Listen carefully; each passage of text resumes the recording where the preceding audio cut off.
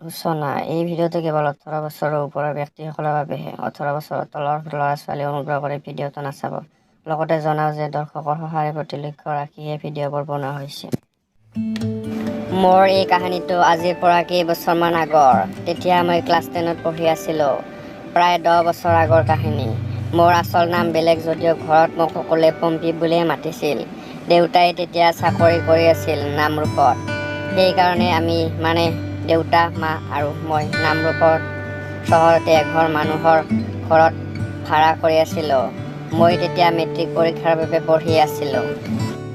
পৰীক্ষালৈ মাত্ৰ এমাহ আছিল। সেই সময়তে আমাৰ গুৱাহাটীৰ ঘৰত মোৰ সৰু মাহীৰ বিয়া আছিল।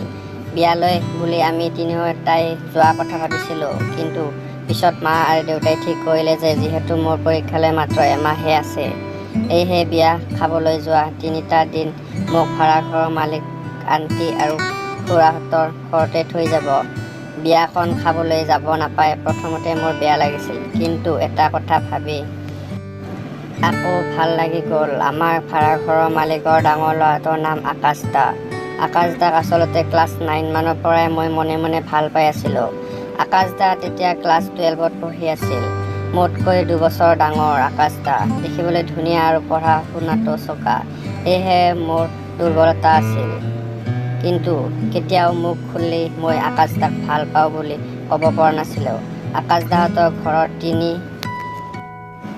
3 দিন থাকিবলৈ পাম বুলি মই মনে মনে ভালেই পালোঁ। মাহঁত গুৱাহাটীলৈ যোৱাৰ দিনাখন মই খুৰী আৰু আণ্টিৰ ঘৰতে দিনটো বহি থাকিলোঁ। মেট্ৰিক পৰীক্ষালৈ বেছি দিন নাছিল। মোক বেলেগকৈ ৰুম এটা দিছিল।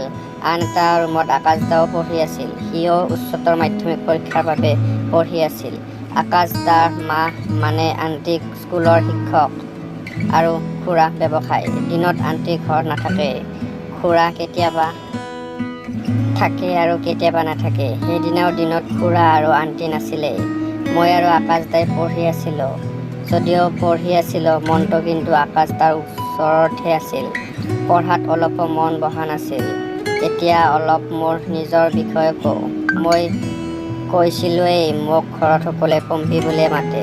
মই মা দেউতাৰ একমাত্ৰ ছোৱালী। তেতিয়া মোৰ বয়স আছিল 16 বছৰ। মই দেখিবলৈ বৰ ধুনীয়া নহয়, যদিও একেবাৰে বেয়াও নহয়। গাৰ বৰণ বগা, ওখ প্ৰায় 5.3 ফুট, অলপ শকত। 16 বছৰ বয়সতে অলপ শকত হোৱা বাবে তেতিয়াই মোৰ বিয়া দুটা বয়সৰ তুলনাত কিছু ডাঙৰ আছিল। মোৰ হাত ভৰিবোৰ অলপ শকত। ঠিক তেনেকৈয়ে মোৰ টপিনা টিকাও কিছু পৰিমাণে ডাঙৰ আছিল। মই আচলতে এটা গোলুমোলু পুতলা টাইপ আছিলোঁ। নাজানো কিয় জানো মোৰ ভাৱ হৈছিল মই অলপ শকত আৱত হোৱাৰ কাৰণেই আকাশ দাই মোক ভাল নাপাইছিল। সেইবাবে মই ভাবিছিলোঁ যে মই যদি অলপ কমকৈ কাপোৰ পিন্ধি অলপ উন্মোচন কৰি কাপোৰ পিন্ধোঁ, তেতিয়া হয়তো আকাশ দাই মোক পচন্দ কৰিব। এই কথাটো ভাবিয়েই মই সেইদিনা আংকুল আণ্টিহঁতৰ ঘৰত এটা টপ আৰু আঁঠুলৈকে পৰা চুটি স্কাৰ্ট পিন্ধি আছিলোঁ। ফেব্ৰুৱাৰী মাহত ইমান চুটি কাপোৰ পিন্ধাৰ কাৰণে আণ্টিয়ে মোক পম্পী, তোমাৰ ঠাণ্ডা লগা নাই নেকি? মই দিনত ইমান ঠাণ্ডা পোৱা নাই বুলি কৈ আণ্টিৰ পৰা হাত সাৰিছিলোঁ। মই ভাবিছিলোঁ মই চুটি কাপোৰ পিন্ধি অন্ততঃ আকাশ দাৰ মনটো লোভাব পাৰিম। তেনেকৈ মোৰ দিনটো পাৰ হ'ল। সন্ধিয়া একেলগে আণ্টি, খুৰা আৰু আকাশ দাৰ লগত বহি চাহ খালোঁ। ৰাতি ভাত খালোঁ আৰু তাৰ পাছত ৰাতি মোক শুবলৈ দিয়া ৰুমতে গৈ পঢ়িলগৈ। মই পঢ়া শুনাত ইমান চোকা নাছিলোঁ। সেয়েহে ৰাতি অলপ পঢ়িয়ে মোৰ কেতিয়া টোপনি আহি গ'ল গমেই নাপালোঁ। ৰাতি ৰুমত লাইটটো জ্বলিয়েই আছিল হ'বলা। বিচনাতে পঢ়ি পঢ়ি মোৰ টোপনি আহি গৈছিল। ৰাতি কেইটা বাজিছিল গমেই নাপাওঁ। মোৰ টোপনিটো চুকমুককৈ ভাঙিছিল। মই অনুভৱ কৰিছিলোঁ মোৰ স্কাৰ্টৰ ভিতৰত, অৰ্থাৎ মোৰ উদং টপিনাটোৰ ওপৰত এখন হাতে হাত ফুৰাই আছে। মই তললৈ পেট পেলাই একোটি হৈ এখন ভৰি আঁঠুলৈকে গুচাই চুই আছিলোঁ। গতিকে মোৰ স্কাৰ্টটো চাগে ওপৰলৈ দাং খাই টপিনাটো ওলাই আছিল। এনেও মই ৰাতি ভাত পানী খাই অহাৰ পাছত ব্ৰা আৰু পেণ্টিটো খুলি আৰামত বিচনাত পেট পেলাই পঢ়ি আছিলোঁ। কেতিয়া টোপনি আহি গ'ল গমেই নাপালোঁ। হাতখন মোৰ উদং টপিনাটোৰ ওপৰত চৰি ফুৰাৰ কাৰণে মই গাটো লৰচৰ নকৰাকৈ অনুমান কৰিবলৈ যত্ন কৰিলোঁ যে হাতখন কাৰ। চকু দুটা মেলি চালোঁ, নাই, ৰুমটো সম্পূৰ্ণ আন্ধাৰ, লাইট অফ কৰি দিছে। তাৰপিছত চিন্তা কৰিলোঁ হাতখন মতা মানুহৰ হাতেই হ'ব, অলপ কঠিন আৰু ডাঙৰ হাত। মই ভাবিলোঁ এইখন হাত নিশ্চয় আকাশদাৰী হ'ব। মনতে এটা দুষ্ট হাঁহি উঠি গৈছিল। মনতে ভাবিলোঁ, আকাশদাটো কম নহয় দেই, দিনত গহীন হৈ থাকে আৰু ৰাতি পঢ়ি থকাৰ পৰা উঠি আহি এয়া কৰি আছে। মই একো গম নোপোৱাৰ ভাও ধৰি পৰি থাকিলোঁ। মই আচলতে এখন ভৰি তুলি থোৱা আছিলে। হাতখনে কিছু সময় মোৰ টপিনাৰ ওপৰতে পিটিকি থাকি লাহে লাহে এটা আঙুলি মোৰ টপিনা দুটাৰ মাজৰ ফাঁকটোত সোমাই দিলে।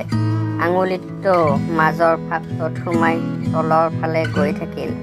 মোৰ গাটো হিৰহিৰাই গৈছিল। হাতৰ আঙুলিটো গৈ গৈ মোৰ বুজখনৰ ফুটাটোৰ ওপৰত ৰৈ গ'ল।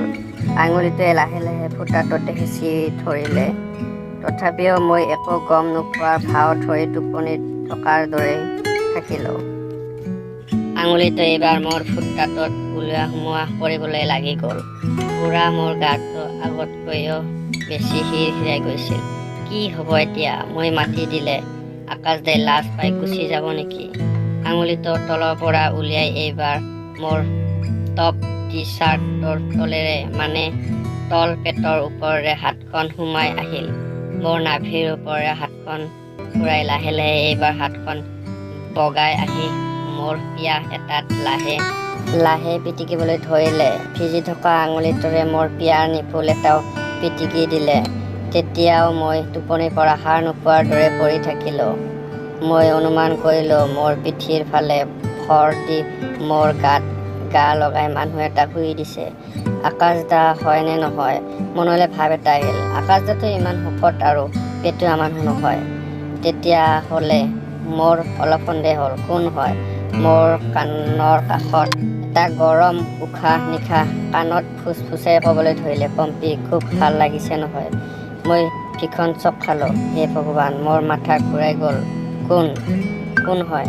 আকাশদা নহয়, আকাশদাৰ দেউতাক, মানে খুৰা। কি হ'ব? কি কথা? মই কি কৰিম? মই কিবা ক'বলৈ মুখখন ঘূৰাবলৈ ধৰোঁতে মোৰ ওঠত এখন কঠিন ওঠেৰে হেঁচা মাৰি ধৰিলে। মই কাটি হৈ শুই থকাৰ পৰা মোক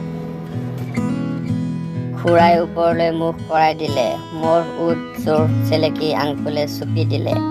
তেওঁ জবৰদস্তি কৰি মোৰ ওঠ জোৰ মেলি নিজৰ জিভাখন মোৰ মুখত ভিতৰলৈ সোমাই দিলে।